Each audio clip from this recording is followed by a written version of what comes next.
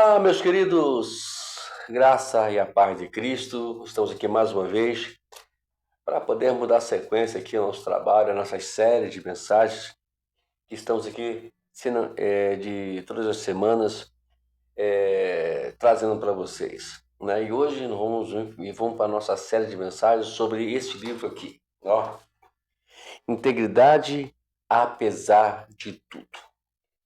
Sempre lembra que esse livro, eu não estou encontrando ele, né? Então eu já falei com meu amigo Aguinaldo também, não conseguiu, estamos agora para poder vermos no Servo, né? Aquele Servo, não sei como dar o nome, e para poder a gente encontra ele. Caso você queira adquirir ele, também é um livro muito importante para poder fazer parte aí da sua biblioteca, para você poder ter aí um livro. E eu praticamente gosto muito disso. Eu tenho meus livros que gosto deles, que estão sempre ali expostos para podermos, quando precisarmos de atualizar o conhecimento, estamos lá para poder utilizar ele. Vamos lá! Estamos hoje na nossa 23ª lição desse livro. São 47, né? Tanto que a gente vai aí, na 22 nós colocamos duas aulas, então vai aumentar, mas agora vão ser 48 aulas.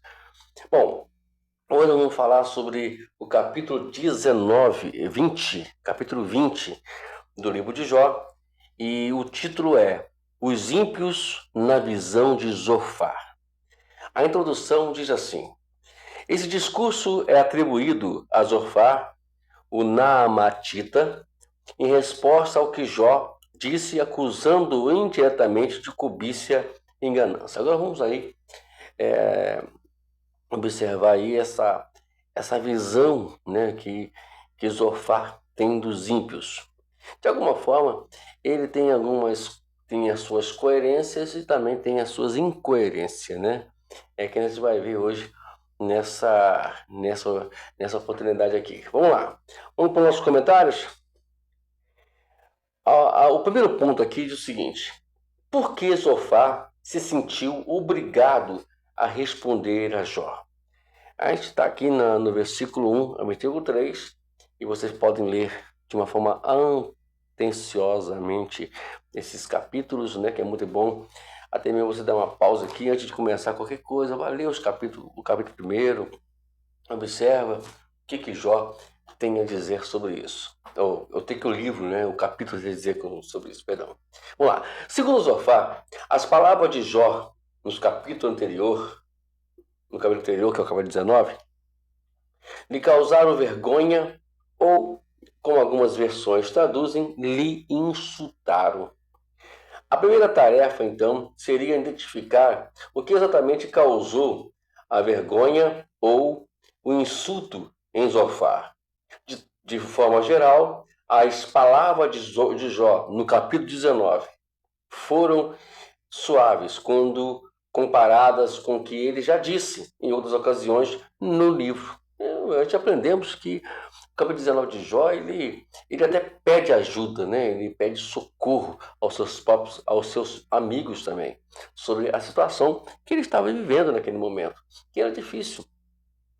A gente tem que entender, irmãos, que a situação de Jó não era uma situação comum nós vermos no nosso dia a dia. Jó estava passando por uma situação difícil, e coloca difícil nisso, né? Vamos observar com muita calma isso, né? Se a gente for observar cuidadosamente, será que nós iríamos suportar tudo que Jó suportou? Será que nós iríamos, talvez, viver de uma forma como Jó viveu? Mas Deus sabe todas as coisas também, né? Todas as coisas também. Então aqui, no capítulo 19, versículo 21, aí ele até diz assim, olha, compadece-se de mim, ó amigos meus, compadecei-vos de mim, porque a mão de Deus me atingiu, tem misericórdia de mim, tem compaixão de mim, gente. Poxa vida, eu estou aqui vivendo uma situação difícil, a minha vida está toda complicada, será que vocês podem pelo menos tenha um pouco de compaixão de mim. E Jó, na verdade, ele até usa aqui aquela célebre palavra que todos nós gostamos de até mesmo pregar sobre ela, né? Que é: eu sei que meu Redentor vive. E aqui ele mostra claramente a sua fé, o seu fundamento de fé. Porque às vezes a gente tem os fé, mas nós fundamentamos a nossa fé em algo que não é muito viável e que vai nos levar-nos próximo de Deus. Jó tinha isso aqui. Então vejamos aqui que Zofar agora estava nessa situação, né? E no versículo 29 do capítulo 19, Jó usa um termo mais forte, né? Que ele fala o seguinte, olha só, ó, deixa eu me observar aqui.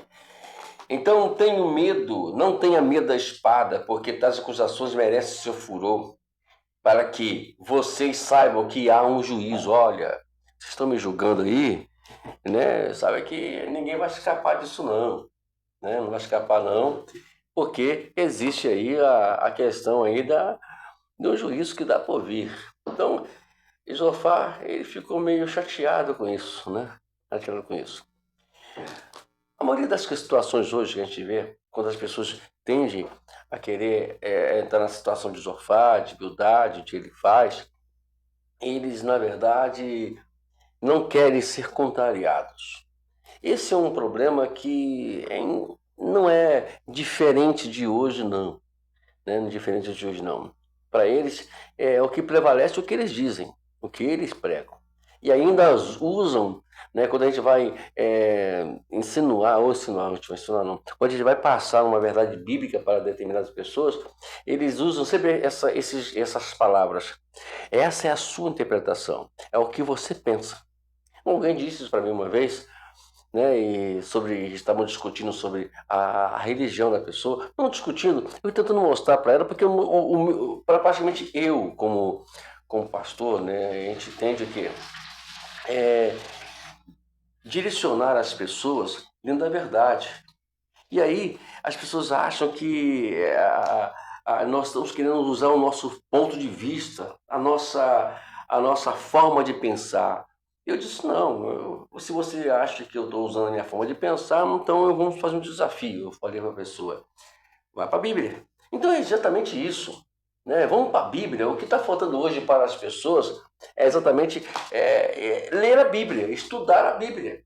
Né? Estudar a Bíblia. E eles acham muito mais fácil, né? Muito mais simples eu ir por aquilo que alguém falou, e eu quero saber se aquilo que alguém falou ela está dentro dos contextos ou está contextualizada na Bíblia.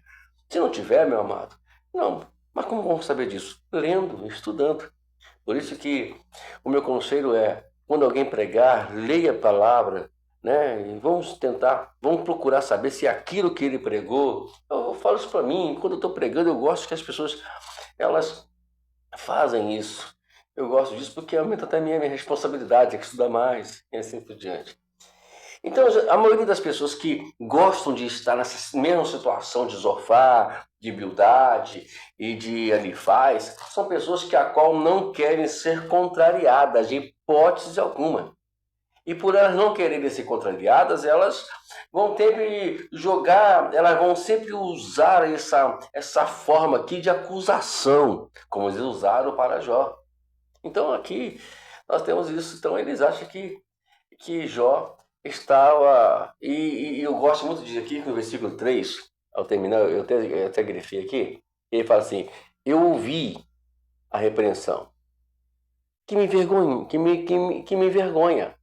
Mas o meu espírito me obriga a responder segundo o meu entendimento. Esse está aqui. Está vendo aqui?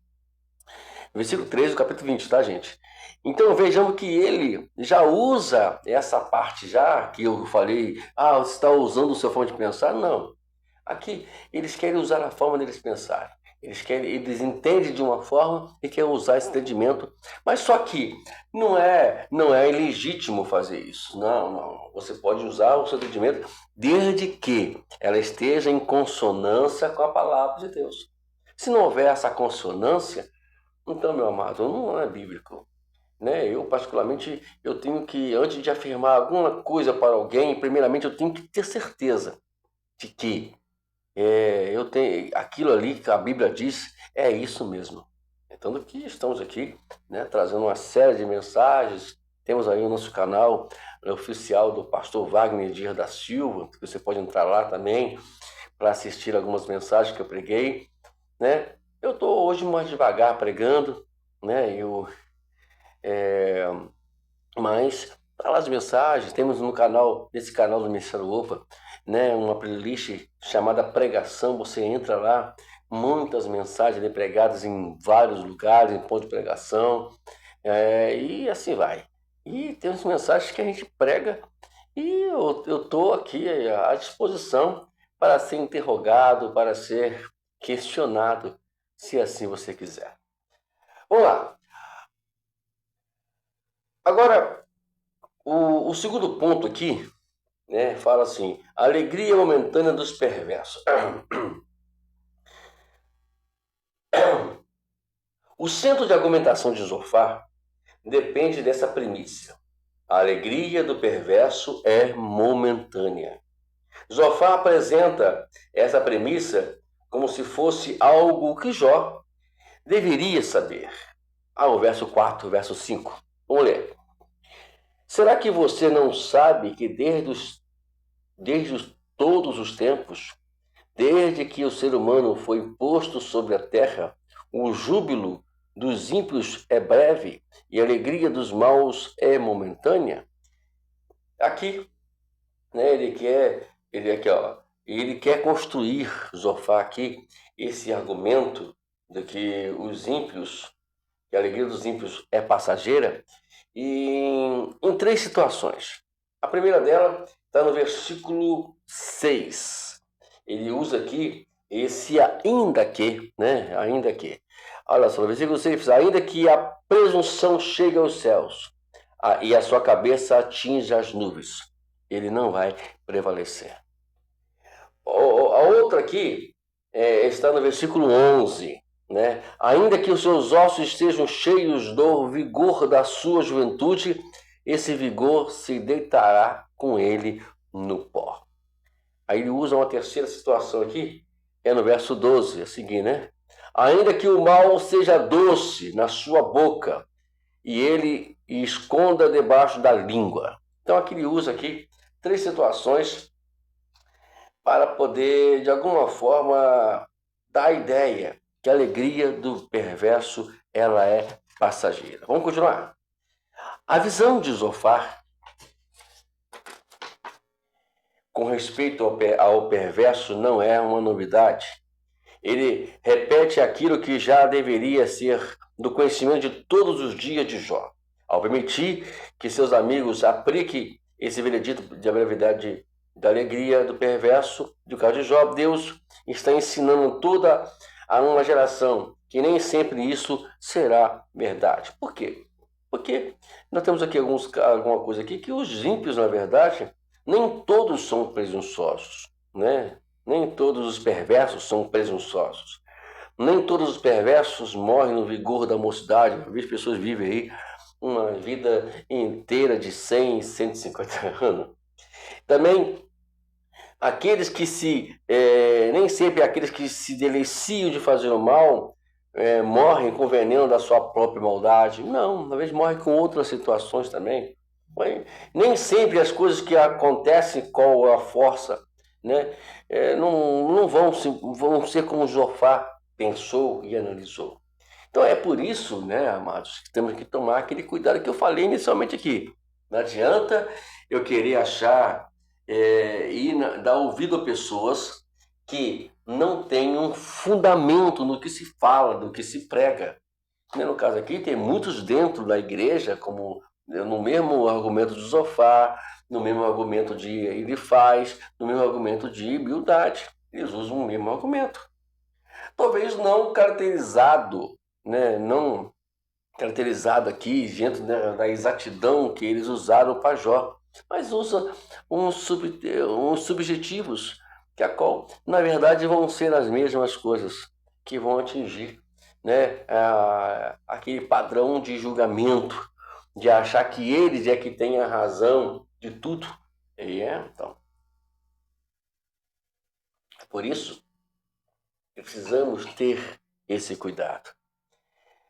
Toda vez que alguém for chegar até você e trazer uma mensagem, vamos tentar entender. Eu sempre estou hoje, né, muito envolvido e no meu dia a dia eu tô, sabe, quando acontece alguma coisa, ou eu tendo que querer pensar alguma coisa de alguma pessoa, eu analiso da minha vida assim de forma e queria que também você pensasse um pouquinho também sobre isso. O que a graça de Deus está nessa situação? Mas pastor, o que é a graça de Deus? Poxa, aí eu vou ter que estudar, é o que eu estou fazendo agora, né? Eu estou estudando sobre a graça, eu quero entender de todas as formas possíveis sobre a graça de Deus. Claro, porque é ela que vai me moldar, ela que vai me controlar dentro de certa determinada atitude do que determinados pensamentos também que eu for observar. Entendeu? Tem que pensar também sobre isso. Porque quando eu não penso com a graça, eu vou exatamente entrar dentro desse padrão de Bildade, nesse padrão de Elifaz, desse padrão de Zofar, do que eles faziam, o que eles falavam. Né? Desde o início aqui estamos falando sobre isso, né? Que o livro de Jó é um livro magnífico, poderoso, justamente para isso, porque não ensina somente o sofrimento de Jó, também ensina também a atitude daqueles amigos de Jó, que de alguma forma talvez eu esteja no meio, talvez eu não esteja na posição de Jó, mas talvez eu esteja na posição de Bildade. Talvez eu esteja na posição de Elifaz, talvez eu esteja na posição de Zofar. Meu amado, esse é o cuidado que temos que tomar. Que a gente julga, a gente lê, quer entender o livro de Jó, visando somente os sofrimentos. Mas se esquece que temos outro lado, o lado dos amigos de Jó, aqueles amigos, né? Vamos lá, e aí, para poder, se não é sempre essas coisas que acontecem, qual é a força do argumento de Zofar? Aí nós vamos agora ver, essa pergunta parece responder, né, nos restantes dos capítulos, né? Vamos ver aqui, vamos tentar entender isso. Aí vamos entrar para o ponto 3. A acusação direta da cobiça e ganância.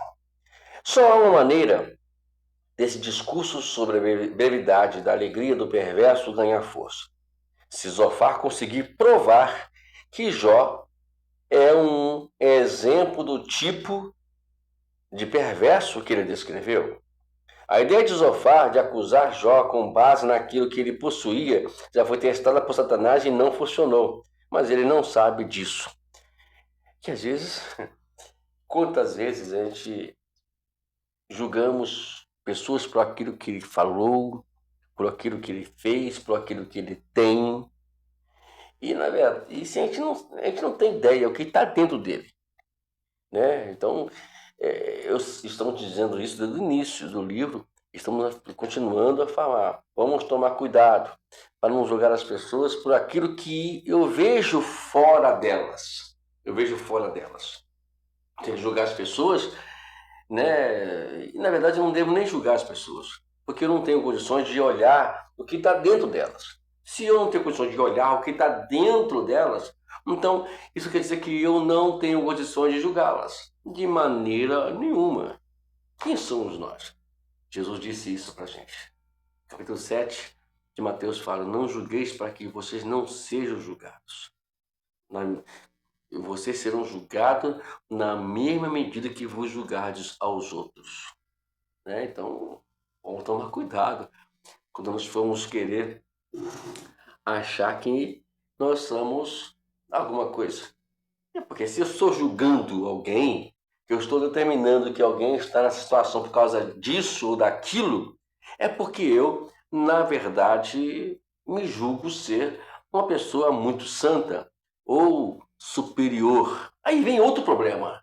A Bíblia nos ensina que nós temos que nos considerar o nosso próximo superior a nós. Paulo fala lá em Filipenses, capítulo 2, versículo 5. Então, são coisas que a gente vai batendo de frente. É por isso que eu falei aqui sobre a questão da graça.